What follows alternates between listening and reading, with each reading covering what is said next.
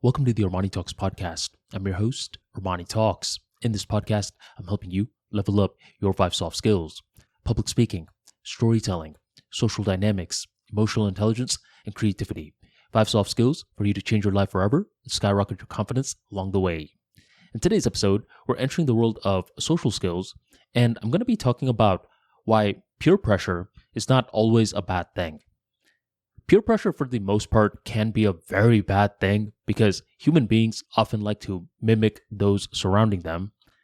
And if those people that are surrounding them are sharing destructive ideas, then that human being is going to be in a destructive state. One example of peer pressure gone wrong is when the public is trying to get this innocent human being to smoke some crack or sniff some crack. However you consume crack, they are trying to make this individual consume it. This is peer pressure gone wrong. But I'm here to tell you that peer pressure is not always a bad thing, especially with social skills. I would say without some form of peer pressure, a lot of individuals will be straight up loners. I know plenty of loudmouth, extroverted folks who will not stop bothering you if they want to do something. One of my buddies, anytime he has this idea to go to a restaurant, he will make sure that 1 to 4 of his friends will go with him. And if they're not responding back to him, he is going to keep on calling you. So you better eventually pick up. And once you pick up, you say, look, I'm not trying to go with you to this restaurant, maybe another time. But this guy, he's not going to stop. He is going to keep going and going and going at it. He's going to peer pressure you into going to the restaurant. So you get dressed up, you drive over to the restaurant, you meet up with the other friends, and you guys begin eating. As you guys begin eating, at this point, you think, I'm actually a little happy that this guy peer pressured me, because if he didn't, then I would have just been at home. And I would have been at home for the past couple of days to the past couple of weeks, because no one has been using that stimulus to get me out of my house. A lot of individuals nowadays do not have the concept of being social just because they're not getting peer pressured enough.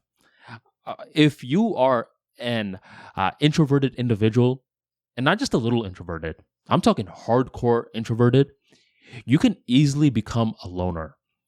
Because if you think about it, you have everything that you need to be entertained at your crib. You have Uber Eats, you have Netflix, you can watch YouTube videos. So why bother leaving the house? This is where strategic peer pressure comes into play. And we've all had a moment like this when we wanted to stay in, but we got peer pressured into going out. And once we went out, in the initial stages, we were somewhat butthurt. We're like, man, I could have just been watching Squid Games right now. But throughout the event, we were grateful that we got peer pressured at all. A lot of individuals never have this luxury of getting peer pressured to be more social. So if you do have certain people that are checking up on you and hitting you up for events, consider that a blessing. All in all, peer pressure gets a lot of bad publicity. It's often associated with drugs and alcohol. But I'm here to tell you that the correct use of peer pressure can easily make introverted people way more social. If you enjoyed today's talk and you want more practical insights into social skills, be sure to check out my book, The Charisma King. Within this book, you will learn more about the difference between an introvert and an extrovert, and you will learn more about the mythical ambivert. You will learn how to listen better, how to speak better, how to build a network, plus plenty of other topics you will not find anywhere else. Check out The Charisma King in the link in the description box, or go on ArmaniTalks.com and grab your copy today. Thank you very much for joining the ArmaniTalks podcast, and I'll catch you next time.